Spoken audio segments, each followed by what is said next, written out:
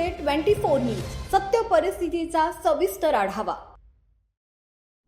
अकोला शहरात पर्यावरणाचा समतोल राखण्यासाठी आणि शहर हरित करण्याच्या उद्देशाने महानगरपालिका प्रशासन आणि विविध सामाजिक संस्था एकत्र आल्या।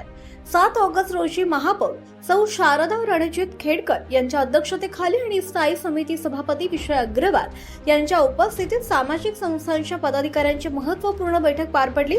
या बैठकीत शहरात मोठ्या प्रमाणात वृक्षारोपण आणि वृक्ष संवर्धन करण्यासोबतच मियावॉकी ट्रॅक तयार करणं, पर्यावरणपूरक गणेशोत्सव राबवणं तसंच मनपाच्या हरित क्षेत्रांची जबाबदारी सामाजिक संस्थांना देण्याबाबत सविस्तर चर्चा करण्यात आली।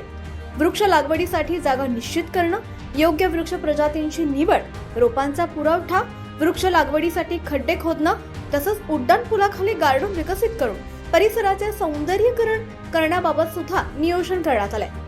यावेळी उपमहापौर अमोल गोगे, जयंत मसने, नगरसेविका सुनीता अग्रवाल, सभागृह नेते पवन महल्ले यांच्यासह मनपा अधिकारी आणि विविध सामाजिक संस्थांचे पदाधिकारी उपस्थित होते। शहर हिरवेगार करण्यासाठी नागरिकांनी सुद्धा वृक्षारोपण आणि वृक्ष संवर्धन उपक्रमात सक्रिय सहभाग नोंदवावा असं आवाहन मनपा प्रशासनाने केलंय। महाराष्ट्र टुडे मराठीसाठी विशेष प्रतिनिधी समीर खान, अकोला। आजच महाराष्ट्र टुडे 24 न्यूजला सबस्क्राईब करा आणि सत्य परिस्थितीचा सविस्तर आढावा पहा।